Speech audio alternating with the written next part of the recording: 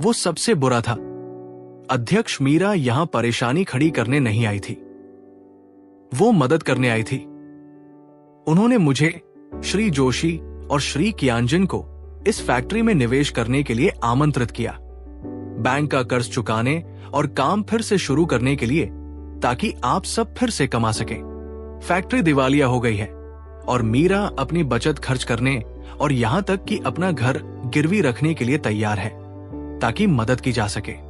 लेकिन इन दोनों, राघव और अंजलि, ने न सिर्फ अपना पैसा छिपाया, बल्कि बैंक का कर्ज चुकाने से भी इनकार कर दिया और तुम्हारी मजदूरी रोक ली। फिर उन्होंने तुम्हें मीरा से पैसे मांगने पर मजबूर किया। बताओ, क्या ये घिनौने नहीं है? देवांश ने आगे कहा। भीड़ फिर से भड़क उठी। भावुक होकर महिलाएं राघव और अंजलि पर टूट पड़ी, खरोंचने और थूकने लगी। तुम इंसान नहीं हो, तुम राक्षस हो। वे चिल्लाई, थूकने और गालियां देने लगी। यहां तक कि राघव की भाभी हनीता ज्वेरी पर भी कई बार थूका गया। गुस्से के तूफान के बाद जो लोग पहले मीरा से पैसे मांग रहे थे, वे शर्मिंदगी से उनके पास आए। हमें माफ करना मैडम, हमें नहीं पता था कि आप मदद करने की कोशिश कर रही हैं। आप हमें डांट सकती हैं, मार सकती हैं। अध्यक्ष मीरा, बारामुरा पंचायत की ओर से मैं माफी मांगता हूं और धन्यवाद देता हूं। मेयर मिश्रा ने आगे बढ़कर और गहरा प्रणाम करते हुए कहा। चीफ वर्मा ने भी तुरंत उनका अनुसरण किया और उन्होंने भी प्रणाम किया, लेकिन ज्वेरी की ठंडी निगाहें उन पर टिकी रहीं। एक नए अधिकारी होने के नाते ज्वेरी ने अभी तक कोई बयान नहीं दिया था, लेकिन वर्मा और घोष के व्यवहार को देखने के बाद उन्हें पता था कि अब अपनी सत्ता जताने का समय आ गया है। मीरा ने अपमान और विश्वासघात सहा था। पहले फैक्ट्री में उनका अपमान हुआ था, अब जाने पहचाने चेहरों को झुककर माफी मांगते देखकर उनकी आंखें लाल हो गई और आंसू चुपचाप बहने लगे। सभी को गहरा पश्चाताप हुआ। आखिरकार देवांश ने चुप्पी तोड़ी। ठीक है, जो बीत गया सो बीत गया। अब हमें फैक्ट्री का निरीक्षण करके उसकी कीमत का आकलन करना है। डायरेक्टर ज्वेरी, फिलहाल राघव और अंजलि का ध्यान रखिए। बिल्कुल। उन्होंने कर्मचारियों को राष्ट्रपति मीरा से वेतन मांगने और उपद्रव मचाने के लिए उकसाया, जबकि वे अपनी संपत्ति छिपा रहे थे और बैंक व कर्मचारियों का बकाया भुगतान नहीं कर रहे थे। ये कानून का स्पष्ट उल्लंघन है, निदेशक ज्वेरी ने सख्ती से कहा। राघव मेनन और अंजलि नायर, जो अपने 50,000 रुपए के गुप्त कोष के खो जाने का शोक मना रहे थे, अब उन्हें एहसास हुआ कि उन्होंने न केवल पैसा गंवाया है और पिटाई भी झेली है, बल्कि उन्होंने कानून भी तोड़ा है। सदमा इतना गहरा था कि वे लगभग गिर पड़े। वे दौड़कर खड़े हुए और मीरा अय्यर के पास पहुंचे और रोते हुए बोले, मीरा, ये सब हमारी गलती है, हम इंसान भी नहीं हैं। प्लीज, हम आपसे विनती करते हैं। मीरा घृणा से मुंह मोड़कर चली गई। चीफ वर्मा, कांस्टेबल घोष और बाकी लोगों ने बिना समय गवाए शिकार पर झपटने वाले भेड़ियों की तरह उन्होंने बिना किसी हिचकिचाहट के राघव और अंजलि को पकड़ लिया। उन्होंने इसे वफादारी दिखाकर अपनी सजा का एक सुनहरा मौका समझा। दुर्भाग्य से उन्हें एहसास ही नहीं हुआ कि उनके प्रयासों में बहुत देर हो चुकी थी। ज्वेरी ने पुलिस बल को साफ करने के अपने अभियान के तहत उन्हें एक उदाहरण के रूप में पेश करने का फैसला कर लिया था। फैक्ट्री में निरीक्षण करने के लिए ज्यादा कुछ नहीं था, सिर्फ बुनियादी उत्पादन उपकरण, उच्च तापमान वाले एक्सट्रैक्टर, फिल्टरेशन यूनिट, फिलिंग मशीनें। देवांश कुलकर्णी और अन्य लोग मशीनों से परिचित नहीं थे और उन्हें प्रयोग करने और सीखने के लिए समय चाहिए था। सौभाग्य से मशीनें काम करने की स्थिति में थी और मजदूर, जिनमें से कई ने सिर्फ मजदूरी की मांग की थी, काम पर बने रहने को तैयार थे। अगर देवांश फॉर्मूला बदले बिना जियान शंकर हर्बल चाय का उत्पादन जारी रखना चाहते तो काम तुरंत फिर से शुरू हो सकता था। बिक्री चैनलों की बात करें तो देवांश ने पाया कि वे अपेक्षा से ज्यादा आसान थे। राघव औजपुर शहर के कुछ जिला स्तरीय खाद्य थोक बाजारों में सीधे सामान पहुंचा रहा था। वहां से स्थानीय दुकानें वितरण का काम संभालती थी। इसके अलावा कोई और चैनल नहीं था जिससे बिक्री कम हो रही थी। ऐसी छोटी फैक्ट्रियों के लिए बिना ज्यादा विज्ञापन के मुख्य लागत उपकरणों में शुरुआती निवेश ही थी। मजदूरी और कच्चा माल अपेक्षाकृत कम था, इसलिए ज्यादातर आमदनी मुनाफे में बदल जाती थी। ये देवांश और उनके सहयोगियों द्वारा संचालित यक्सू लेबल फैक्ट्री जैसा ही था। सीमित पहुंच के बावजूद अगर राघव और अंजलि ने पैसे बर्बाद नहीं किए होते तो फैक्ट्री मुनाफे में रहती। स्थिति को समझने के बाद चंदन जोशी और वू कियांजन आश्वस्त हुए। व्यवसाय उतना जटिल नहीं था जितना उन्हें डर था, और उनका निवेश मुख्यतः देवांश की वजह से था। जब तक कोई घाटा न हो और मामूली वार्षिक मुनाफा हो, वे संतुष्ट थे। उन्हें ट्रेडमार्क, पैकेजिंग और उत्पादन प्रक्रियाओं में बदलाव से बचने के लिए जियान शंकर ब्रांड के तहत काम जारी रखने का सुझाव भी दिया। इससे मौजूदा ग्राहक भी बने रहेंगे। लेकिन देवांश के असाधारण चिकित्सा ज्ञान से वाकिफ चंदन ने उनके फॉर्मूले का इस्तेमाल करना पसंद किया। देवांश मान गए। वू के सुझाव को विनम्रता से अस्वीकार कर दिया गया। वू ने इस मुद्दे पर जोर नहीं दिया। उनका निवेश केवल 50,000 रुपए था। चूंकि देवांश की दोपहर की कक्षाएं थी, इसलिए उसने मजदूरों को फैक्ट्री साफ करने के निर्देश दिए और स्कूल लौट गया। स्वामित्व हस्तांतरण, ट्रेडमार्क पंजीकरण और अन्य औपचारिकताएं चंदन और वू द्वारा पूरी की जानी थी। देवांश को केवल धनराशि हस्तांतरित करनी थी और दस्तावेजों पर हस्ताक्षर करने थे। कागजी कार्रवाई पूरी होने और नए फॉर्मूले को अंतिम रूप देने के बाद ही उत्पादन फिर से शुरू होगा। इसमें समय लगेगा। शुक्र है गर्मी की छुट्टियां नजदीक थी। देवांश के पास नई उत्पादन प्रक्रिया पर शोध करने के लिए 2 महीने की छुट्टी थी। एक बार अंतिम रूप देने के बाद उसकी भूमिका विचार प्रस्तुत करने और मार्गदर्शन करने की हो जाएगी, जबकि चंदन और वो संचालन संभालेंगे। शुक्रवार दोपहर तक कक्षा के बाद देवांश चंदन के घर लौट आया। अपनी किताबों की संक्षिप्त समीक्षा की, साफ कपड़े पैक किए और रेलवे स्टेशन की ओर चल पड़ा। राज्य की राजधानी लिनपुर शहर के लिए ट्रेन का टिकट खरीदने के बाद देवांश ने पास के एक रेस्टोरेंट में सादा खाना खाया और वेटिंग हॉल में लौट आया। समय बचा होने पर उसने अर्थशास्त्र की एक मोटी किताब निकाली और पढ़ना शुरू कर दिया। हाई स्कूल के दूसरे छात्रों के उलट देवांश को कम उम्र में ही पैसे कमाने थे, और सिर्फ जेब खर्च नहीं, उसे अपनी खेती बाड़ी की यात्रा के लिए पर्याप्त धन की जरूरत थी। इसलिए अपने खाली समय में उसने निवेश और अर्थशास्त्र की पढ़ाई की। यह कोई जुनून नहीं, बस एक जरूरत थी। कुछ पन्ने पलटने के बाद उसके विचार पिछले हफ्ते की ओर चले गए। शुरुआती अफरातफरी के बाद हर्बल चाय की फैक्ट्री का अधिग्रहण सुचारू रूप से हो गया था। गुरुवार को देवांश ने अपने खाते से 5.2 लाख रुपए ट्रांसफर किए। इसमें से 3.5 लाख रुपए उसकी 70% हिस्सेदारी के लिए थे। बाकी 1.7 लाख रुपए उसका निजी योगदान था, क्योंकि फैक्ट्री की कीमत सिर्फ 3 लाख रुपए थी। लेकिन उसने मीरा की मदद के लिए 4.7 लाख रुपए दिए। ये अतिरिक्त 1.7 लाख रुपए उसके अपने पैसों से आए थे। अतिरिक्त राशि में से 42,000 रुपए में से केवल 38,000 रुपए ही बचे। मीरा के पास 30,000 रुपए से ज्यादा की बचत थी, बस इतना कि वो इस कमी को पूरा कर सके। औपचारिक रूप से तो वो देवांश का कुछ भी कर्जदार नहीं थी, लेकिन दिल ही दिल में वो जानती थी कि वो उस पर बहुत ज्यादा कर्जदार है। देवांश ने 14 लाख रुपए का कर्ज लिया था।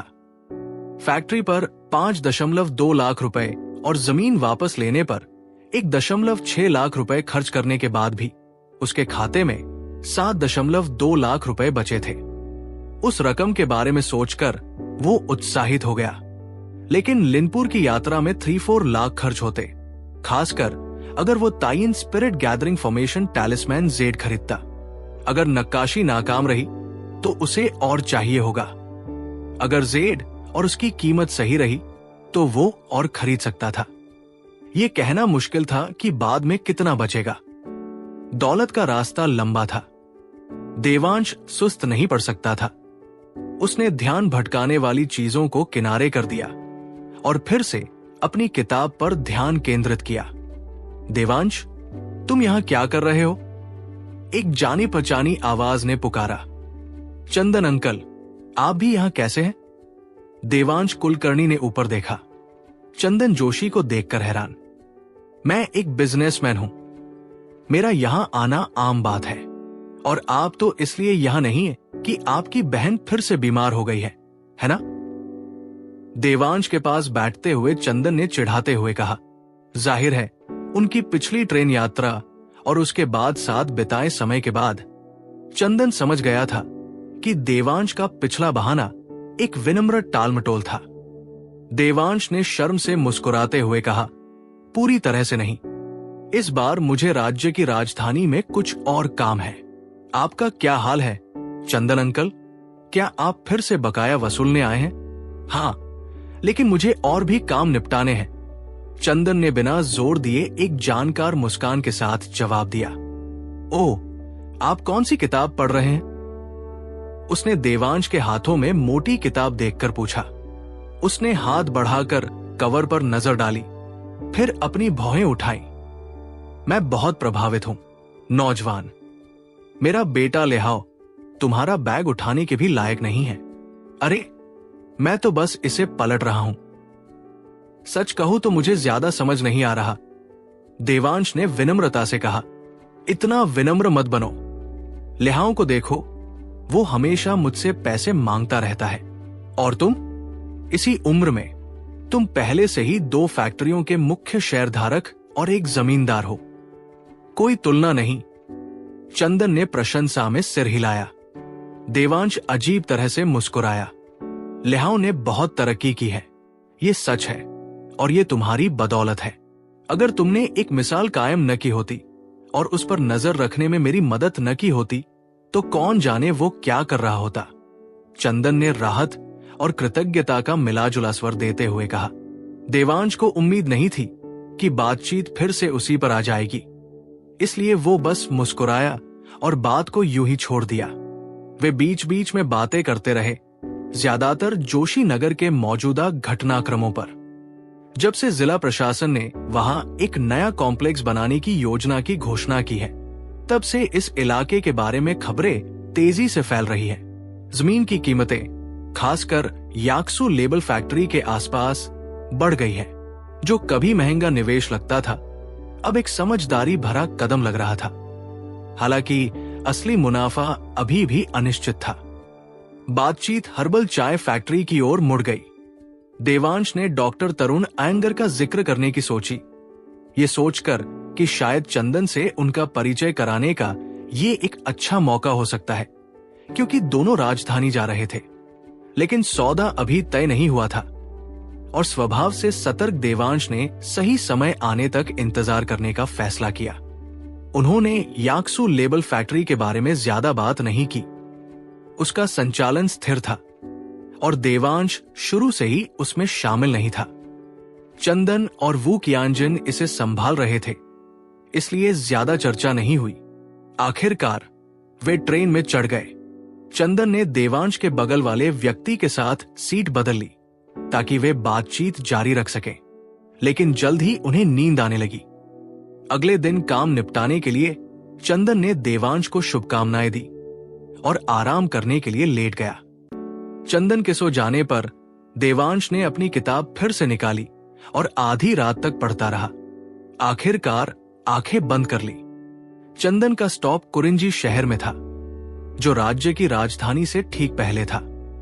उसने देवांश को उतरने से पहले सुरक्षित रहने की याद दिलाई। ट्रेन सुबह 8 बजे लिनपुर शहर में समय पर पहुंची। जैसे ही देवांश स्टेशन से बाहर निकला, उसने ली मिन को बाहर इंतजार करते देखा। लियू जियाओ एक व्यावसायिक यात्रा पर गई हुई थी और दोपहर तक वापस नहीं आएंगी, इसलिए उन्होंने ली मिन से उन्हें लेने के लिए कहा था। देवांश ने कहा था कि यह जरूरी नहीं है, लेकिन जियाओ ने जिद की। वो चाहती थी कि देवांश अपने काम निपटाने से पहले उनके घर पर थोड़ा तरोताजा हो जाए। देवांश उसकी दयालुता को अस्वीकार नहीं कर सका और मान गया। ली मिन ने जीन्स, सफेद टी शर्ट और स्नीकर्स पहने थे। उसके छोटे बाल और आत्मविश्वास से भरी चाल उसे एक तेज, सीधी सादी आभा दे रही थी। देवांश को दूर से देखकर उसने हाथ हिलाया। वो जल्दी से उसके पास गया। सिस्टर ली, आपको परेशान करने के लिए माफ करना, खासकर सप्ताहांत पर, देवांश ने माफी मांगते हुए कहा। हे, कोई बात नहीं, इस काम में हम बॉस के लिए 24 घंटे उपलब्ध रहते हैं। ली मिन हंसी। अगर मैं न होती तो आप आज छुट्टी ले सकते थे। बस मुझे सिस्टर जियाओं के घर छोड़ देना, मैं कोई परेशानी नहीं करूंगा। देवांश ने कहा, ठीक है, अगर आपको किसी चीज की जरूरत हो तो फोन कर दीजिएगा। बॉस ने कहा है कि मैं आज आपकी सेवा में हूं। ली मिन ने सिर हिलाया। उसकी आंखों में जिज्ञासा की एक झलक थी। आज तक वो समझ नहीं पाई थी कि लियू जियाओ इस युवक के साथ इतना खास व्यवहार क्यों करती थी। वो सिर्फ 17 साल का था, एक छात्र। उसकी उम्र के कुछ लड़कों की पहले से ही गर्लफ्रेंड थी और कुछ दबंग लड़कों ने तो हदें भी पार कर ली थी। फिर भी जियाओ उसके आसपास बिल्कुल निश्चिंत लग रही थी। वो उसके साथ बाहों में बाहें डाले चल रही थी और उसने उसे अपने घर की चाबी भी दे दी थी। ये बात ली मिन को आज ही पता चली थी। जाहिर है ली मिन को कुछ भी अनुचित नहीं लगा। उनकी उम्र और हैसियत के फर्क के कारण ऐसा होना नामुमकिन था। फिर भी ये बात समझ में नहीं आई। उसने चुपचाप सिर हिलाया और ड्राइवर की सीट पर बैठ गई। जियाओं के चले जाने के बाद देवांश पैसेंजर सीट पर बैठ गया। जैसे ही कार लिनपुर की सड़कों से गुजरी, देवांश ने ली मिन को गियर बदलते और आराम से स्टीयरिंग चलाते देखा। उसे अचानक लगा कि कार का मालिक होना इतना बुरा नहीं होगा। इससे अपने माता पिता से मिलना आसान हो जाएगा। अब भीड़ भाड़ वाली उबड़ खाबड़ ग्रामीण बसें नहीं होंगी। उसे भीड़ या सवारी से परेशानी नहीं थी। बसों में फैली बदबू से थी जो उसे बर्दाश्त नहीं हो रही थी। लेकिन भारत में ड्राइविंग लाइसेंस पाने के लिए 18 साल का होना जरूरी था। देवांश का जन्मदिन साल के आखिर में था, इसलिए उसे स्कूल के आखिरी साल के बीच तक इंतजार करना होगा।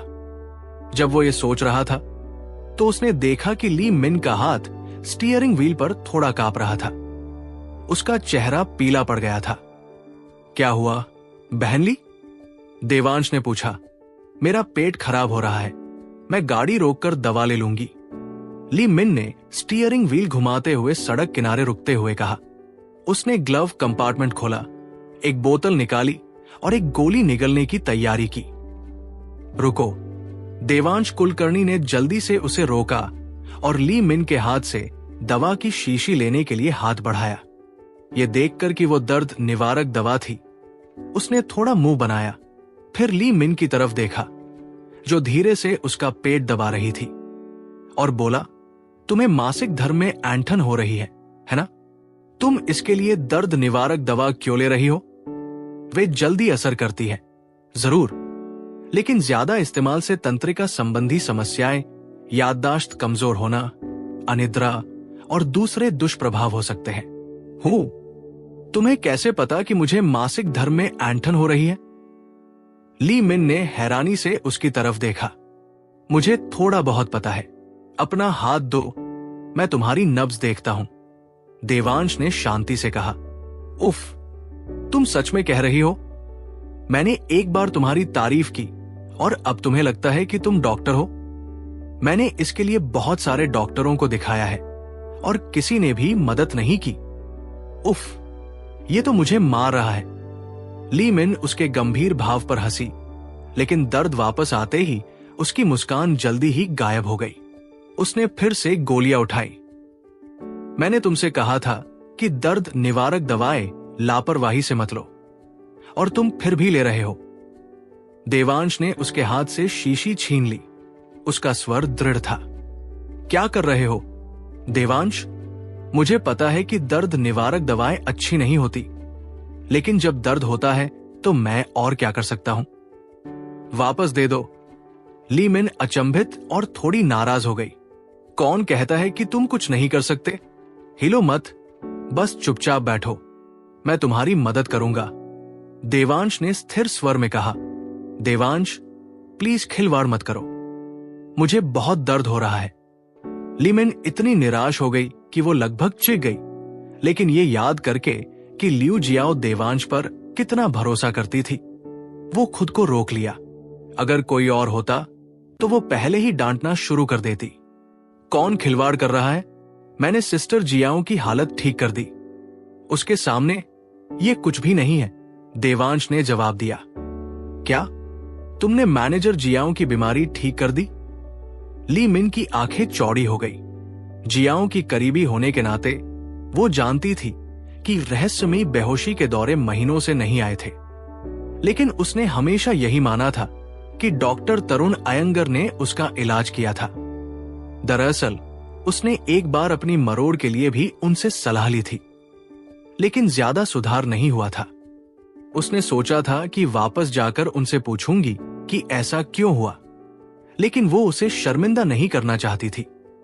आखिर मासिक धर्म का दर्द आम बात है और ज्यादातर डॉक्टर कहते हैं कि शादी और बच्चे के जन्म के बाद ये कम हो जाएगा, लेकिन ली मिन का इनमें से किसी भी दर्द के बारे में जल्द ही कोई इरादा नहीं था, इसलिए उसे हर महीने दर्द सहना पड़ता था। तुम्हें पता नहीं था? देवांश ने हैरानी से पूछा। बिल्कुल नहीं, मुझे लगा कि प्रोफेसर अयंगर ने किया होगा, ली मिन ने जवाब दिया। कुछ देर रुकने के बाद उसने फिर से देवांश की तरफ देखा, अभी भी संदेह से भरी हुई। क्या तुमने सच में मैनेजर जियाओ को ठीक कर दिया? तुम बीमारियों का इलाज कर सकते हो। अगर तुम्हें मेरी बात पर यकीन नहीं है तो जाओ और अपनी दर्द निवारक दवाई ले लो, देवांश ने कंधे उचकाते हुए कहा। नहीं नहीं, मेरी बात सुनो, क्या तुमने नहीं कहा था कि तुम मदद कर सकती हो? ली मिन ने जल्दी से कहा। अब थोड़ा आश्वस्त होकर तो सीधे बैठ जाओ और अपनी कमीज थोड़ी ऊपर उठाकर अपनी नाभि दिखाओ। बस, बहुत है, देवांश ने निर्देश दिया। ली मिन थोड़ा शर्मा गई, लेकिन यह देखकर कि देवांश मजाक नहीं कर रहा था, उसने मान लिया। उसने चुपके से उसकी तरफ देखा, किसी प्रतिक्रिया की उम्मीद में, लेकिन उसके हाव भाव नहीं बदले। उसने उसके पेट को ऐसे देखा जैसे कोई मेडिकल केस हो। ली मिन सोचने से खुद को रोक नहीं पाई, क्या मेरी कमर आकर्षक नहीं है? वो एक पूर्व सैनिक थी, सालों की ट्रेनिंग से फिट और टोन्ड। सेना छोड़ने के बाद वो किसी सरकारी कंपनी में नौकरी कर सकती थी, लेकिन जियाओ ने उसे बॉडीगार्ड की ड्यूटी के साथ ड्राइवर की अच्छी तनख्वाह वाली नौकरी का प्रस्ताव दिया था, जिसे उसने अपने परिवार का पेट पालने के लिए स्वीकार कर लिया। उसने सोचा था कि किशोर देवांश उसके फिगर को देखकर घबरा जाएगा, लेकिन वो बिल्कुल बेपरवाह था। बेचारे ली मिन को अंदाजा ही नहीं था कि अपनी उम्र के बावजूद देवांश ने सुडौल कमर की झलक से कहीं ज्यादा मुश्किल हालात देखे हैं। आराम करो, परेशान मत हो, मैं तुम्हारी नाभि के पास वाले एक्यूपॉइंट्स की मालिश करने जा रहा हूं, देवांश ने कहा। उफ, तुम तो शांत हो, मुझे घबराहट क्यों हो रही है? ली मिन ने थोड़ा असहज महसूस करते हुए सोचा। जब वो सोच में डूबी हुई थी, देवांश ने अपने अंगूठे उसकी नाभि के पास वाले एक्यूपॉइंट्स पर धीरे से दबाए और मालिश करने लगा। पेट की मध्याह्न रेखा पर दबाव बिंदुओं से एक गर्माहट फैल गई। उसके पेट का ठंडा दर्द कम होने लगा और उसकी जगह एक सुखद गर्माहट ने ले ली। ली मिन ने राहत की लंबी सांस ली। वाह, बहुत अच्छा लग रहा है। बेशर्म, कार के बाहर से एक तिरस्कार भरी आवाज आई। वहां से गुजर रही एक अधेड़ उम्र की महिला ने एक आदमी को एक औरत का पेट छूते देखा और अपनी नाराजगी जाहिर करने से खुद को नहीं रोक पाई। ली मिन का चेहरा लाल हो गया। उसने देवांश की तरफ देखा, जो शांत और एकाग्र था, और उसे तसल्ली हुई। नाभि के आसपास मालिश खत्म करने के बाद देवांश उसके नीचे झोंकजी बिंदु पर गया। फिर उसने उसे अपनी कमीज नीचे करने और पैंट का पैर ऊपर उठाने को कहा ताकि वो सानिंजियाओ बिंदु की मालिश कर सके, जो पिंडली के अंदरूनी हिस्से में टखने के ठीक ऊपर स्थित है। जब उसने मालिश पूरी की तो ली मिन को बिल्कुल भी दर्द महसूस नहीं हुआ। उसका शरीर गर्म और आराम से था। उसने आश्चर्य से देवांश को देखा। आपका कौशल अद्भुत है। कोई आश्चर्य नहीं कि राष्ट्रपति जियाओं की हालत भी आपकी वजह से ठीक हो गई। अब मैं बिल्कुल ठीक महसूस कर रहा हूं। ये मालिश इस चक्र के लिए दर्द को दूर रखेगी, लेकिन अगली बार ये फिर से होगा, देवांश ने कहा। तो फिर मुझे क्या करना चाहिए? मैं हर महीने मालिश के लिए तो नहीं कह सकती, है ना? ली मिन ने स्तब्ध होकर पूछा। यह आसान है, मैं तुम्हें दवा लिख दूंगी। कुछ हफ्तों में तुम ठीक हो जाओगी, लेकिन तुम्हारी हालत को देखते हुए ठंडे पानी से नहाने से बचना, और अगर तुम सर्दियों में तैराकी करती रही हो तो उसे भी बंद कर दो, कम से कम 1-2 साल के लिए, देवांश कुलकर्णी ने जवाब दिया। ली मिन, जो शुरू में थोड़ी राहत महसूस कर रही थी, दूसरे हिस्से से हैरान रह गई। उसकी आंखें चौड़ी हो गई। तुम्हें कैसे पता चला कि मैं ठंडे पानी से नहाती हूं और सर्दियों में तैराकी करती हूं? मैं एक डॉक्टर हूं, मैं बता सकती हूं, और मुझे यकीन है कि इसीलिए दूसरे डॉक्टर तुम्हें ठीक नहीं कर पाए, देवांश ने तथ्यात्मक रूप से कहा। पहले मालिश करते समय उसने उसके शरीर में एक गहरी ठंडक और नमी महसूस की थी, जाहिर तौर पर सालों से जमा हुई। कोई आश्चर्य नहीं, तुम कमाल हो। किसी और डॉक्टर ने इस बारे में सोचा भी नहीं था। ली मिन ने उसे अंगूठा दिखाते हुए कहा। सच कहूं तो इसमें दूसरे डॉक्टरों की कोई गलती नहीं थी। आजकल बहुत कम औरतें ठंडे पानी से नहाती हैं, और सर्दियों में तैराकी तो और भी कम। मासिक धर्म का दर्द आम है और इसका इलाज बेहद मुश्किल है। देवांश की समझ के बिना वे इस बात को समझ ही नहीं पाते। हर कोई कुछ न कुछ नजरअंदाज कर देता है, देवांश ने विनम्रता से कहा। फिर उसने कहा, वैसे चलो, मेरी मेडिकल स्किल्स हम दोनों के बीच ही रहती है, ठीक है? बात फैलाने की जरूरत नहीं है। मैं समझती हूं, चिंता मत करो। ली मिन ने गंभीरता से सिर हिलाया। लियू जियाओ द्वारा उसके साथ मिलकर काम करने के लिए चुने जाने का मतलब था कि वो तेज और समझदार थी। ठीक है, चलिए चलते हैं। यदु गार्डन पहुंचते ही मैं तुम्हारा नुस्खा लिख दूंगा, देवांश ने कहा। जरूर। इलाज की उम्मीद से ली मिन का हौसला बढ़ा। वो मुस्कुराई और गाड़ी फिर से स्टार्ट कर दी। वैसे देवांश, क्या डॉक्टर नहीं कहते कि ठंडे पानी से नहाना और सर्दियों में तैरना सेहत के लिए अच्छा होता है? मुझे ये समस्याएं कैसे हुई? उसने गाड़ी चलाते हुए पूछा। सब कुछ संयम में। जब आपका शरीर मजबूत होता है तो ये चीजें आपकी सहन शक्ति बढ़ा सकती है, लेकिन जब आप कमजोर होते हैं तो आपको गर्मी की जरूरत होती है। हो सकता है कि आपको एक बार सर्दी लगी हो और आप ठंडे पानी से नहाते और तैरते रहे हों। अगर आप रुक जाते तो सर्दी चली जाती, लेकिन आपने ऐसा नहीं किया और ये बढ़ती गई। जब तक आप आदत नहीं छोड़ते, कोई भी दवा मदद नहीं कर सकती, देवांश ने समझाया। अब जब तुमने जिक्र किया है तो मुझे याद आया। सेना में कड़ी ट्रेनिंग के बाद मैंने ठंडे पानी से नहाया और मुझे बुखार आ गया। तभी दर्द शुरू हुआ। मुझे लगा कि मैं कमजोर हूं और मुझे ज्यादा समय बिताने की जरूरत है, इसलिए मैं करती रही। मैं खुशकिस्मत हूं कि आज मैं तुमसे मिली, ली मिन ने राहत और अफसोस के मिले जुले स्वर में कहा। यह इतना नाटकीय नहीं है।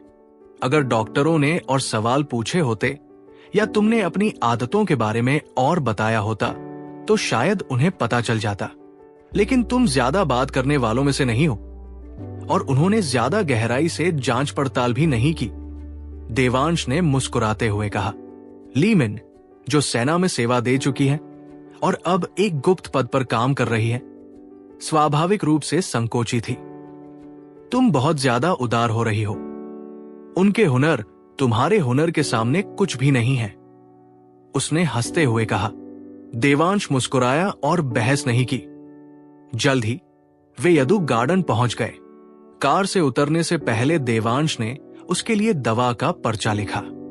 लियू जियाओ ने देवांश को अपने अपार्टमेंट की चाबियां देने पर जोर दिया था, ये कहते हुए कि वो अक्सर काम के सिलसिले में बाहर जाती रहती है और चाहती है कि अगर वो घर पर न हो तो उसके लिए आराम करने की जगह हो। देवांश, जो अभी छोटा था, ने इस बारे में ज्यादा नहीं सोचा और मान लिया।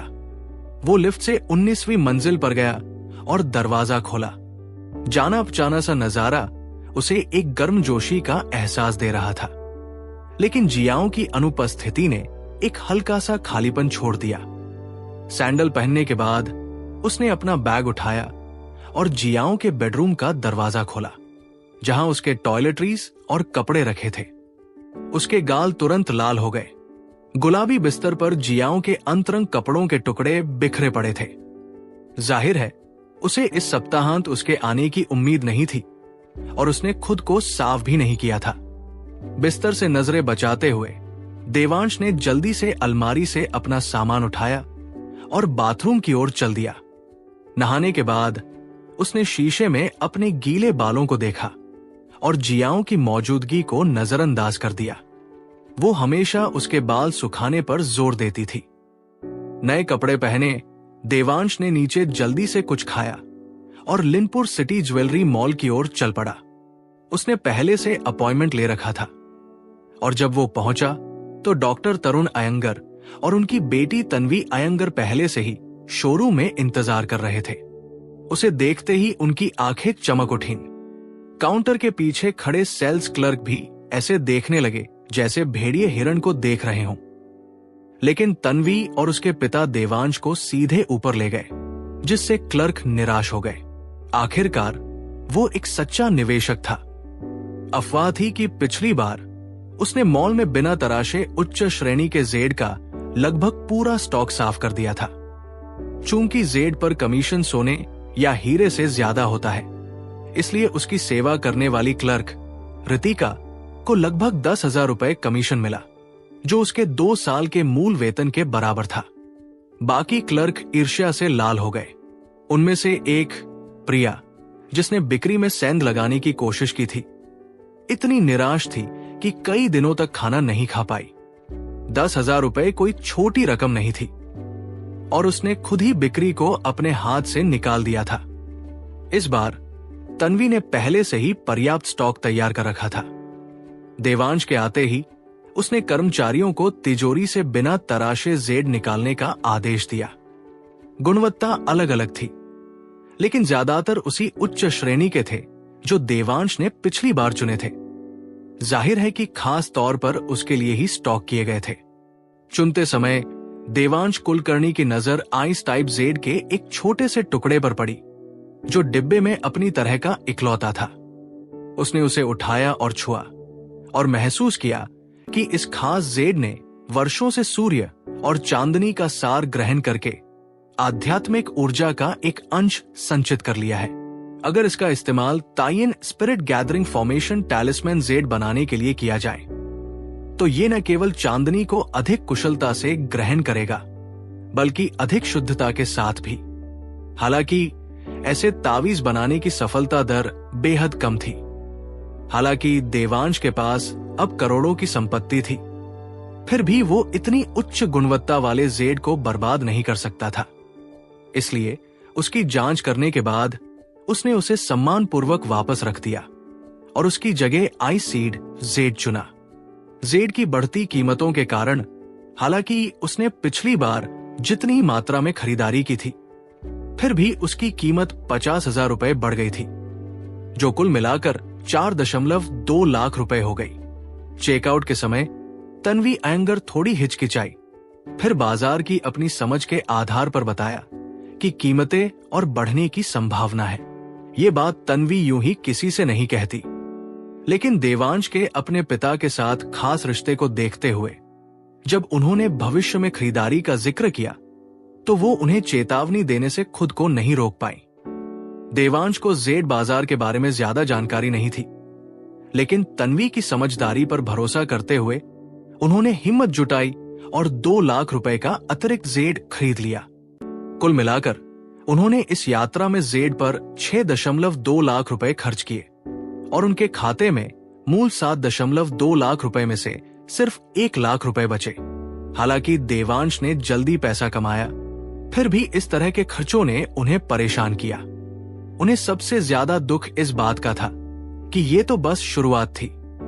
उन्होंने अंदाजा लगाया कि अगली बार उन्हें कम से कम 10 लाख रुपए की जरूरत पड़ेगी। इतनी मांग के साथ आप सीधे म्यांमार या वांडिंग जा सकते हैं। भारत के उत्तर पूर्व में 5 प्रमुख जेड व्यापार केंद्रों में से सबसे बड़ा रुइली, लोंगजुआन, यिंगगढ़ और तेंगपुर के साथ।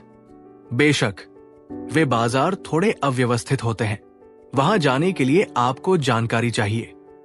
कई बाजार कच्चे पत्थर बेचते हैं और उन पर जुआ खेलना जोखिम भरा है। अगर किस्मत अच्छी रही तो आप कुछ लाख खर्च करके करोड़ों का जेड पा सकते हैं, लेकिन आप सब कुछ गवा भी सकते हैं। मैं बता सकती हूं कि आपके पास जेड पहचानने का एक अनोखा तरीका है, मेरे से भी बेहतर। वहां आपको शायद नुकसान नहीं होगा, लेकिन आपकी सुरक्षा चिंता का विषय है। आप अभी जवान हैं। तन्वी ने ऑफिस में देवांश के साथ चाय की चुस्की लेते हुए जेड को पॉलिश करने के लिए अपने पिता को देते हुए झिझक से भरी आंखों से कहा, यह तो वाकई एक अच्छा विचार है। देवांश ललचा गया। वो अपनी रक्षा करने में सक्षम था, लेकिन तन्वी की आंखों में चिंता देखकर उसे एहसास हुआ कि उसका सुझाव कितना कीमती था और उसने सच्चे दिल से कहा, शुक्रिया। अगर मुझे भविष्य में कुछ खास मिला तो मैं तुम्हें जरूर एक तोहफा दूंगा। आपका स्वागत है। मैं इस बारे में बात जरूर करती। तुम्हें किसी दिन उन बाजारों में जरूर जाना था। तन्वी ने आंखों में चमक लाते हुए जवाब दिया। तन्वी सही कह रही है, इतना औपचारिक होने की जरूरत नहीं है, लेकिन तुम्हें सावधान रहना होगा। वे सीमावर्ती इलाके अप्रत्याशित है। तुम जवान हो, धीरे धीरे करो, शायद कुछ साल इंतजार करो। उसके पिता डॉक्टर तरुण अयंगर ने कहा। आयुर्वेद के एक अनुभवी चिकित्सक डॉक्टर अयंगर गुरुओं का आदर करने की परंपरा में गहराई से रचेप से थे। दक्षिणी रीति रिवाजों का पालन करते हुए तन्वी ने देवांश को सम्मान और आत्मीयता से संबोधित किया, लेकिन डॉक्टर अयंगर ये मानते हुए कि देवांश ने उन्हें चिकित्सा ज्ञान साझा करने का अनुग्रह दिया है, फिर भी उन्हें औपचारिक सम्मान से संबोधित किया। धन्यवाद प्रोफेसर अयंगर, आप सही कह रहे हैं। मैं अभी युवा हूं। जब तक बिल्कुल जरूरी ना हो, मैं जल्दबाजी नहीं करूंगा। देवांश ने गंभीरता से कहा। भारत विशाल और रहस्यों से भरा था। देवांश की साधना का स्तर किसी भी चीज पर हावी होने से कोसों दूर था। पूर्वोत्तर, खासकर 100,000 पहाड़ियों के आसपास के क्षेत्र किंवदंतियों से भरे हुए थे। सन्यासियों और गुप्त कलाओं की अफवाहें। उनके दिवंगत गुरु ऋषि राघवन ने उन्हें अपनी क्षमताओं का दिखावा न करने की चेतावनी दी थी। अपनी मृत्यु शैया पर भी उन्होंने देवांश को विनम्र रहने की याद दिलाई। हाल ही में देवांश ने ताइन स्पिरिट गैदरिंग फॉर्मेशन तावीज जेड की मदद से तेजी से प्रगति की थी। उसका रास्ता सुगम था। जोशी नगर के लिन नंदन और निर्देशक ज्वेरी जैसे शक्तिशाली लोग भी उसके साथ सम्मान से पेश आते थे। उसके मन में एक शांत गर्व पनपने लगा था, लेकिन डॉक्टर अयंगर के शब्दों ने उसे अपने गुरु की शिक्षाओं की याद दिला दी। वो गर्व पानी में बुझी हुई लौ की तरह बुझ गया। मैं खुद उन जगहों पर नहीं गया हूं, इसलिए मुझे चिंता हो रही है। अगर तुम कभी जाने का फैसला करो तो मुझे बताना। मैं तुम्हारे साथ जाने के लिए भरोसेमंद लोग ढूंढने में तुम्हारी मदद करूंगा। डॉक्टर अयंगर ने मुस्कुराते हुए कहा। उसे नहीं पता था कि देवांश के पास इतनी परिष्कृत कलाएं हैं कि 1 दर्जन ताकतवर आदमी भी उसे छू नहीं सकते। जरूर, देवांश ने सिर हिलाकर जवाब दिया। जेड टोकन का इंतजार करते हुए डॉक्टर अयंगर ने पारंपरिक चिकित्सा के बारे में पूछा और देवांश ने हर सवाल का धैर्यपूर्वक जवाब दिया। चूंकि इस बार ऑर्डर बड़ा था, इसलिए दोपहर तक जेड टोकन तैयार नहीं हुए। तन्वी ने देवांश को पास के एक रेस्टोरेंट में दोपहर के भोजन के लिए आमंत्रित किया।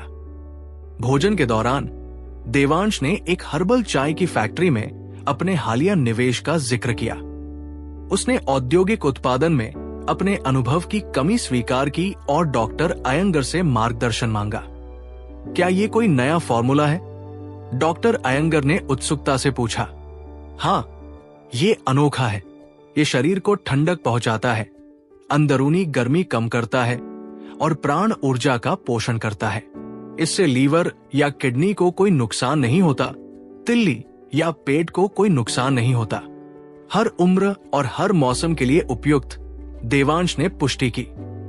अगर किसी और ने ऐसा कहा होता तो डॉक्टर अयंगर को संदेह होता। ज्यादातर हर्बल चाय ठंडी होती है और ज्यादा पीने से पाचन तंत्र को नुकसान पहुंचा सकती है, लेकिन उन्हें देवांश पर भरोसा था। उनकी दिलचस्पी और गहरी हो गई। ये मेरे लिए सम्मान की बात होती।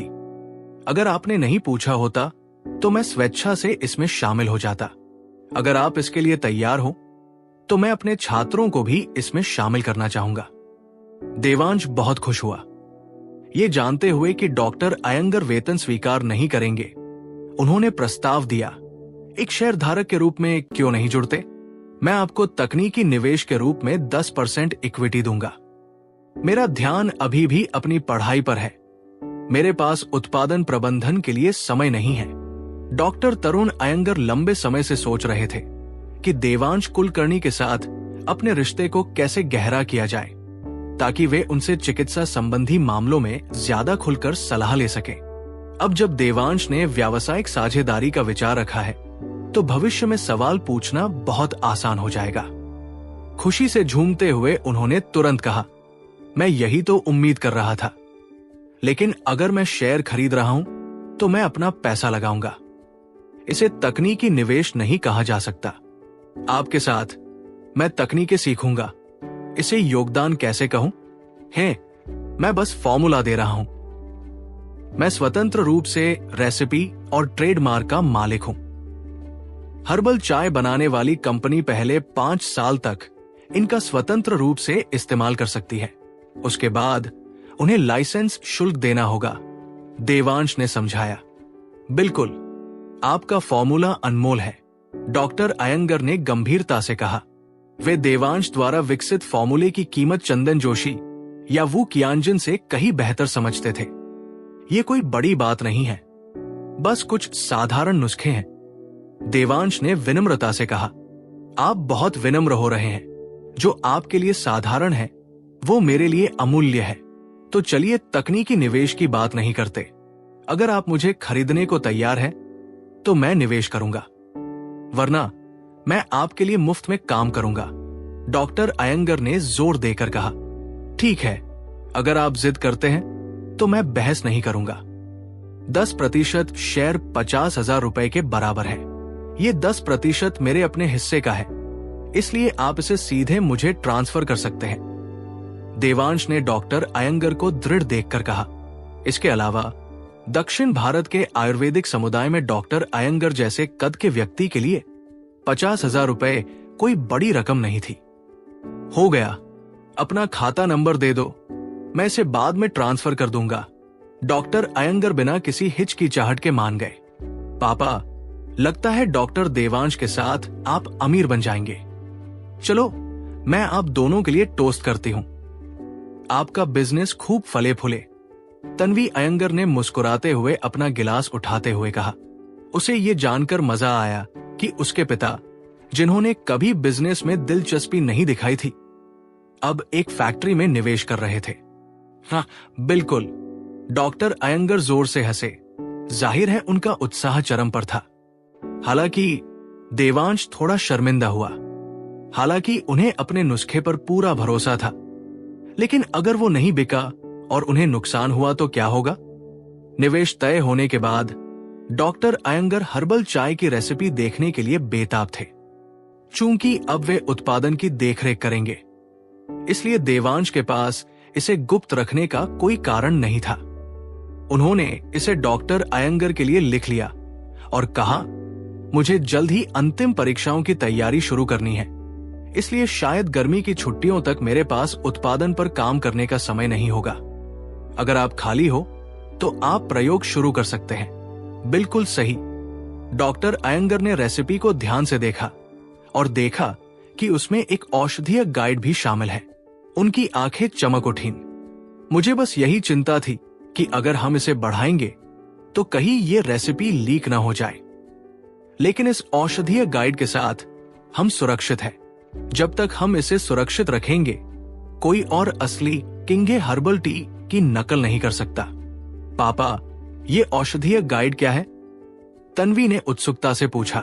मेरी प्यारी, जब तुम छोटी थी तब मैंने तुमसे आयुर्वेद सीखने के लिए कहा था, लेकिन तुमने मना कर दिया। अब तुम्हें समझ नहीं आ रहा है ना? डॉक्टर अयंगर ने मुस्कुराते हुए कहा, हर्बल चाय मूलतः जड़ी बूटियों का काढ़ा है और किसी भी उचित मिश्रण की तरह इसमें राजा, मंत्री, सहायक और दूत जड़ी बूटियां होती है। एक औषधीय गाइड मानक है। आधुनिक हर्बल चाय में अक्सर ये नहीं होता, इसलिए तुम्हारा आश्चर्य समझ में आता है। लेकिन अगर तुम इसके बारे में सोचो तो ये बिल्कुल भी अजीब नहीं है। अब समझ में आया। बात तो समझ में आ गई। तन्वी ने सिर हिलाया। उसने बचपन में अपने पिता से आयुर्वेद के बारे में थोड़ा बहुत सीखा था, इसलिए उसे जल्दी ही ये बात समझ आ गई। देवांश और डॉक्टर अयंगर हर्बल चाय की फैक्ट्री पर चर्चा करते रहे। चूंकि डॉक्टर अयंगर अब एक शेयरधारक थे और चंदन जोशी शायद अभी भी लिनपुर शहर में ही थे, इसलिए देवांश ने सोचा कि उनके मिलने का यही सही समय है। एक बार परिचित होने के बाद वे बिना किसी मध्यस्थ के सीधे बातचीत कर सकते थे, खासकर क्योंकि वो हफ्ते भर स्कूल में व्यस्त रहते थे। इसलिए देवांश ने डॉक्टर अयंगर का फोन उधार लिया और चंदन को फोन किया। चंदन एक अनजान नंबर से फोन आने पर हैरान रह गया। जब उसने फोन उठाया और देवांश की आवाज सुनी तो उसने पूछा कि क्या हो रहा है। देवांश ने बताया कि डॉक्टर अयंगर ने कंपनी खरीद ली है। एक व्यवसायी होने के नाते चंदन को तुरंत इसका महत्व समझ आ गया। एक विश्वविद्यालय के प्रोफेसर और आयुर्वेद में डॉक्टरेट पर्यवेक्षक का शेयर धारक होना किंगे हर्बल टी के ब्रांड को काफी ऊंचा उठा देगा।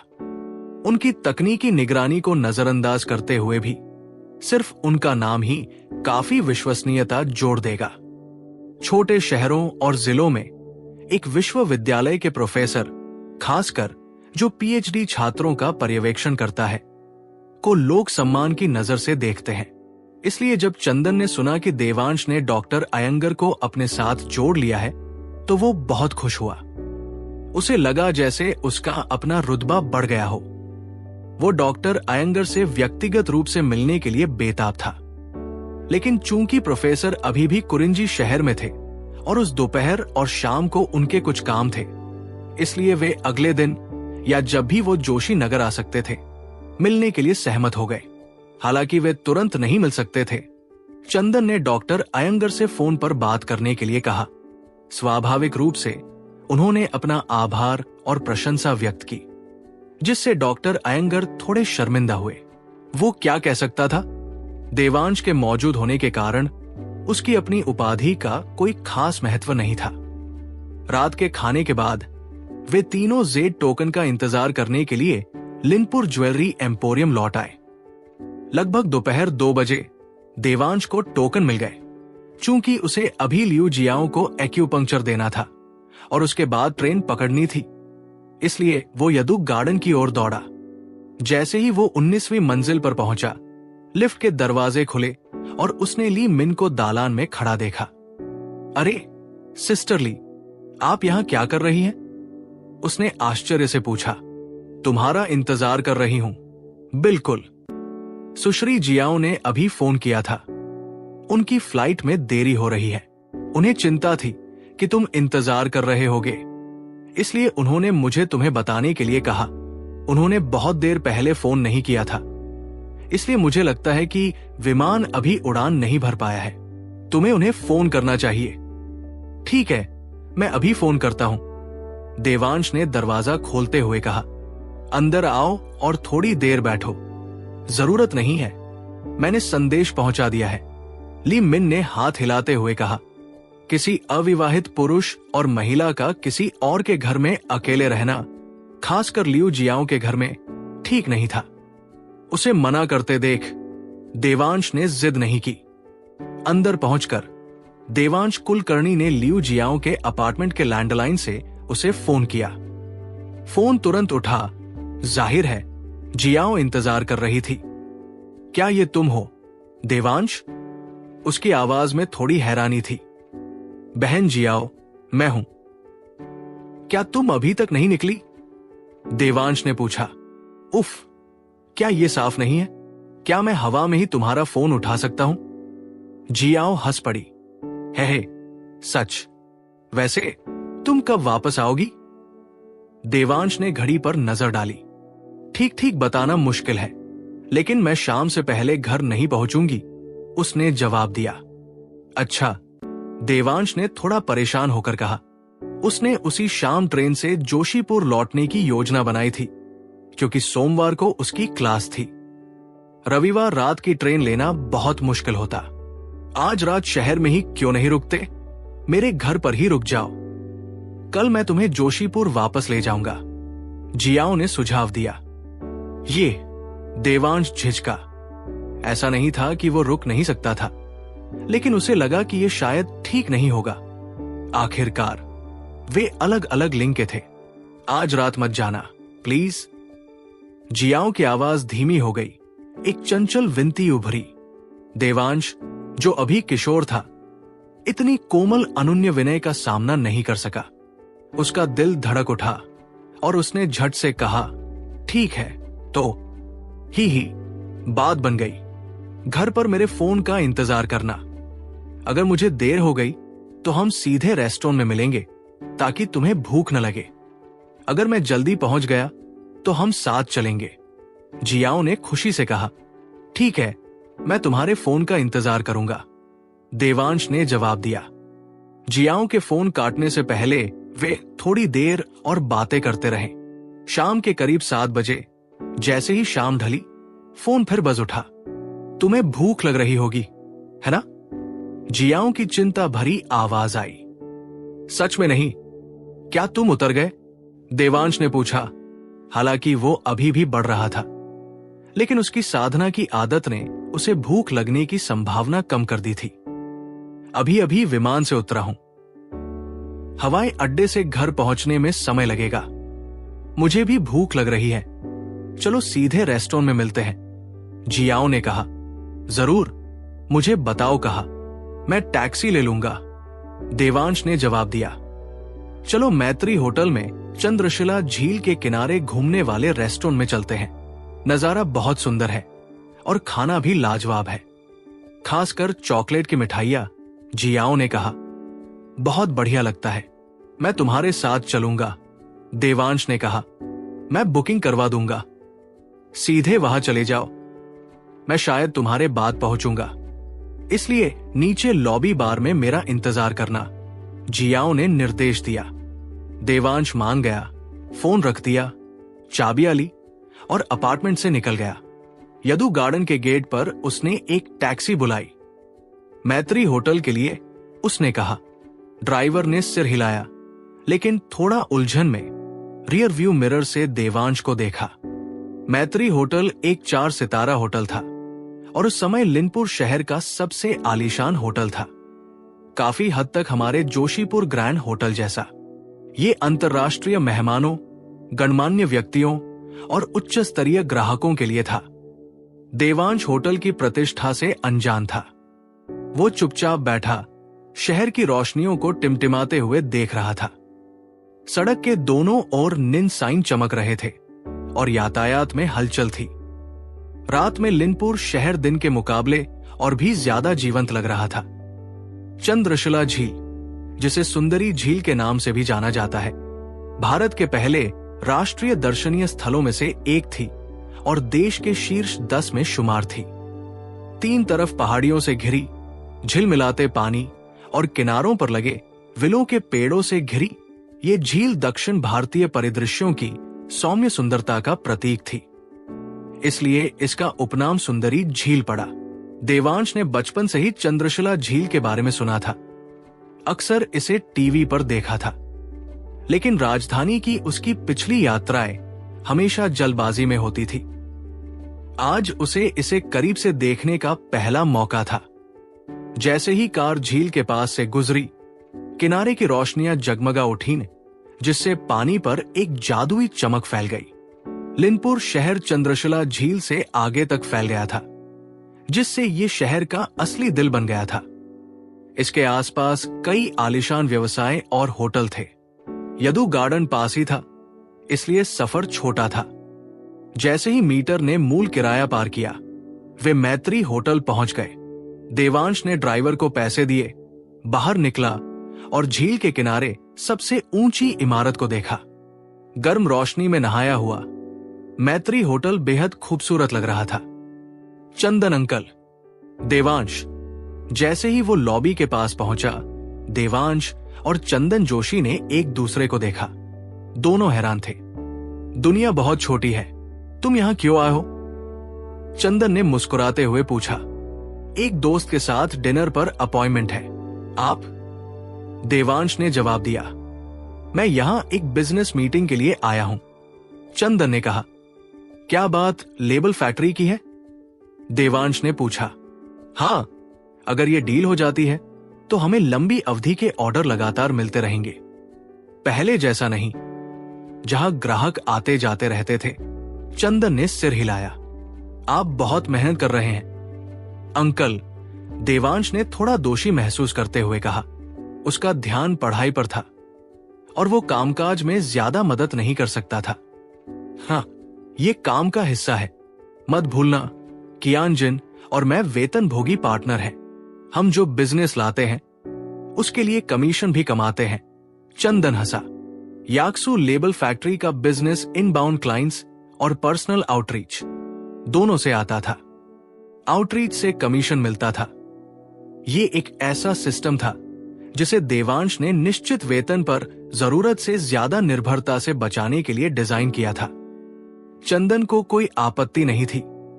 वो देवांश का जीवन भर का कर्जदार था, लेकिन वो कियानजिन ज्यादा व्यावहारिक होने के कारण अपनी चिंताएं रखते थे। व्यापार में करीबी साझेदारों के बीच भी स्पष्ट हिसाब किताब भविष्य में विवादों को रोकता है। ये सच है, लेकिन अगर आप और अंकल कियानजिन न होते तो शायद फैक्ट्री बहुत पहले ही बंद हो गई होती। देवांश ने कहा। है, ज्यादा बात मत करो, बस अपनी पढ़ाई पर ध्यान दो, बाकी हम पर छोड़ दो। चंदन ने बात टालते हुए कहा। है, अगर मैं मदद करना भी चाहता तो मुझे नहीं पता होता कि कहां से शुरुआत करूं। देवांश हंसा। लेबल फैक्ट्री चलाना एक बात है, लेकिन हर्बल चाय के उद्यम से तुमने मुझे सचमुच चौंका दिया। तुम तो दक्षिण भारत आयुर्वेदिक विश्वविद्यालय से प्रोफेसर और पीएचडी सुपरवाइजर भी लाए। ये ऐसा काम है जो कियानजिन और मैं कभी नहीं कर पाते। अगर पैसों की तंगी न होती तो हम और शेयर खरीदने के लिए हाथ पांव मार रहे होते। चंदन ने स्पष्ट रूप से प्रभावित होकर कहा। हे, कोई बात नहीं, मैं तुम्हें कुछ और शेयर दे सकता हूं। बस इस पैसे को मेरी तरफ से एक अस्थायी ऋण समझ लो। देवांश कुलकर्णी हंसा। जरूरत नहीं, बिल्कुल नहीं। चलो तय की गई रकम पर ही चलते हैं। बस प्रोफेसर अयंगर को निवेश करते देख मैं थोड़ा लालची हो गया। चंदन जोशी ने हाथ हिलाया और हंसा। चंदन को अपनी छोटी छोटी योजनाओं को छिपाए बिना इतनी खुलकर बोलते देखकर देवांश हंसे बिना नहीं रह सका। तो अंकल चंदन और अंकल कियानजिन पहले हर्बल टी फैक्ट्री के बारे में पूरी तरह आश्वस्त नहीं थे, है ना? है, किसे पता था कि तुम्हें इतनी क्षमता है एक यूनिवर्सिटी प्रोफेसर को लाने की? चंदन ने शर्मीली मुस्कान के साथ स्वीकार किया। हे, देवांश हंसा और बोला। प्रोफेसर अयंगर अक्सर व्यस्त रहते हैं। मुझे कोई भी फैसला लेने से पहले हमेशा उनसे सलाह लेनी पड़ती है। सच सच। लेकिन मुझे बताओ, मुझे ये मत बताना कि आज तुम्हारी मीटिंग प्रोफेसर अयंगर से है? चंदन ने पूछा। नहीं, बस एक अच्छा दोस्त है, देवांश ने जवाब दिया। वो लियू जियाओ का जिक्र नहीं करना चाहता था, क्योंकि उसे पता था कि इससे चंदन फिर से परेशान हो सकता है। आखिरकार श्रृंगार नेचुरल्स एक राष्ट्रीय स्तर पर जाना माना ब्रांड था। दक्षिण भारत में लगभग एक जाना माना नाम। अगर चंदन को पता चलता कि देवांश श्रृंगार नेचुरल्स की ग्लैमर्स सीईओ के साथ खाना खा रहा है तो वो शायद दंग रह जाता। ओह, चंदन थोड़ा निराश लग रहा था, लेकिन उसने आगे कुछ नहीं कहा। वे लॉबी में थोड़ी और बातें करते रहे। फिर चंदन की आंखें चमक उठीं और उसने फुसफुसाते हुए कहा, ये आ रहे हैं। ये कहकर वो तेजी से प्रवेश द्वार की ओर चल पड़ा। याक्सू लेबल फैक्ट्री का एक बड़ा शेयरधारक होने के नाते देवांश ने इस पर विचार किया और उसके पीछे पीछे चला गया। जैसे ही चंदन प्रवेश द्वार के पास पहुंचा, एक पुरुष और एक महिला सीढ़ियां चढ़े। वो आदमी लगभग 36 या 37 साल का था, थोड़ा गंजा और गोलमटोल। उसके बगल में बैठी महिला लगभग 24 या 25 साल की, आकर्षक और सुडौल थी। उसने फीकी सफेद जीन्स पहनी थी जो उसके फिगर पर जंच रही थी, और एक प्यारी सी मुस्कान जो उसे एक युवा सादगी भरा आकर्षण दे रही थी। चंदन अंकल, मैं हमारे क्रय विभाग के प्रबंधक श्री प्रकाश शेट्टी हूं। प्रबंधक शेट्टी, मैं चंदन जोशी हूं, याक्सू लेबल फैक्ट्री के फैक्ट्री प्रबंधक और मेरे पिताजी के करीबी सहयोगी, युवती ने प्रसन्न स्वर में कहा। प्रबंधक शेट्टी, आपसे मिलकर खुशी हुई। समय निकालने के लिए धन्यवाद। चंदन ने गर्मजोशी से हाथ बढ़ाते हुए कहा। बहुत खुशी हुई, बहुत खुशी हुई। आप स्नेहा की दोस्त हैं, इसलिए मुझे आना पड़ा, शेट्टी ने तटस्थ स्वर में उत्तर दिया। उनकी दोहरी ठुड्डी थोड़ी ऊपर उठकर एक उपेक्षापूर्ण भाव में थी। धन्यवाद प्रबंधक शेट्टी, और धन्यवाद स्नेहा, चंदन ने जल्दी से कहा। है अंकल चंदन, इतना औपचारिक होने की जरूरत नहीं है। क्या हम अंदर जाकर बात करें? स्नेहा मुस्कुराई। हाँ हाँ, चलो बैठकर बात करते हैं, चंदन ने आगे बढ़ते हुए कहा। देवांश को अपने पीछे देखकर उसने कहा, देवांश, मैं मैनेजर प्रकाश शेट्टी हूं और ये स्नेहा है, मेरे एक करीबी दोस्त की बेटी।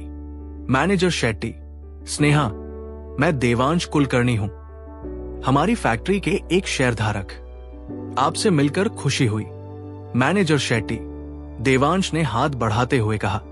शेट्टी ने आश्चर्य से देवांश की तरफ देखा, फिर थोड़ा सा मुंह बनाया, लेकिन फिर भी हाथ मिलाया। देवांश को कोई आपत्ति नहीं थी। वो जवान था और दूसरों का शक करना स्वाभाविक था, खासकर जब याक्सू लेबल फैक्ट्री को उनके व्यवसाय की जरूरत हो। उसे शेट्टी की भटकती निगाहें परेशान कर रही थी, जो स्नेहा के शरीर पर एक कामुक चमक के साथ टिकी हुई थी। लेकिन देवांश ने बीच में कोई दखल नहीं दिया। आखिरकार कई मर्दों की नजरें भटकती रहती हैं, यह फैसला करने का उनका काम नहीं था। फिर उन्होंने स्नेहा से हाथ मिलाया, जो सचमुच हैरान थी कि इतनी कम उम्र का कोई व्यक्ति शेयरधारक था। उनकी गहरी आंखें उन्हें उत्सुकता से देख रही थी। देवांश भी यही खाना खा रहे हैं। हमारी मुलाकात अचानक हो गई। वो इस मीटिंग का हिस्सा नहीं है। मैनेजर शेट्टी, स्नेहा, प्लीज, चंदन ने शेट्टी की भौहें चढ़ाते हुए और विनम्रता से इशारा करते हुए स्पष्ट किया। शेट्टी ने सिर हिलाया और अंदर ले गया। चंदन ने शेट्टी और स्नेहा के साथ लिफ्ट की ओर तेजी से जाने से पहले देवांश को एक झटके से सिर हिलाया। युवा और अनुभवी, अंकल चंदन ऐसे लड़के को बिजनेस पार्टनर क्यों चुनेंगे? देवांश ने शेट्टी की तिरस्कार भरी बात सुन ली। वो व्यंग्यात्मक मुस्कान के साथ मुस्कुराया और सिर हिलाया। उसकी जवानी एक सच्चाई थी, वो इसे बदल नहीं सकता था। हाँ, देवांश अलग है, वो स्थिर और विचारशील है, चंदन ने जल्दी से जवाब दिया। मुझे तो ऐसा नहीं लगता, शेट्टी ने खिल्ली उड़ाई और लिफ्ट के दरवाजे उनके पीछे बंद हो गए। देवांश लियू जियाओं का इंतजार करने के लिए लॉबी बार में लौट आया। लगभग 20 मिनट बाद वो आ गई। चूंकि वो सीधे बिजनेस ट्रिप से आई थी, इसलिए वो बदली नहीं थी। चटक सफेद 2 बाजू वाले ब्लाउज, कुछ पारदर्शी और काले हाई वेस्ट पेंसिल ट्राउजर और स्लीक ब्लैक हील्स पहने जियाओ एक कॉर्पोरेट लीडर जैसी संतुलित शालीनता बिखेर रही थी। उनका लंबा सुडौल शरीर इस पोशाक में और भी निखर रहा था और उनकी आत्मविश्वास से भरी चाल सबका ध्यान अपनी ओर खींच रही थी। देवांश ने उन्हें पहली बार पूरी तरह से पेशेवर पोशाक में देखा था और वो उनकी प्रशंसा किए बिना नहीं रह सके। जैसे ही वो पास आई, उनकी नजरें एक पल के लिए ठहर गई, उनके अनोखे आकर्षण की सराहना करते हुए। क्या अपनी बहन को नहीं पहचाना? जियाओ ने बगल से देखते हुए चिढ़ाते हुए कहा। नहीं, बस आज तुम बहुत खूबसूरत लग रही हो। मैं तुम्हें पहचान ही नहीं पाया था। देवांश हंसा। अब वो उनके साथ इतना सहज हो गया था कि खुलकर बात कर पा रहा था। छोटी बदमाश, अब तुम्हें एहसास हुआ कि तुम्हारी बहन कितनी सुंदर है? जियाओ ने शरारत से कहा, फिर अपनी बाह उसकी बाह में डाल ली, जिससे लॉबी में मौजूद लोगों की हंसी से भरी नजरें उस पर पड़ गई। देवांश थोड़ा शर्मा गया और बुदबुदाया, मुझे हमेशा से पता था कि तुम खूबसूरत हो। अभी तो तुम ऐसा कहती हो, लेकिन कुछ सालों बाद जब मैं बड़ी हो जाऊंगी तो तुम ऐसा नहीं कहोगी। जियाओ ने धीरे से कहा। उसकी आवाज में भावुकता का भाव था।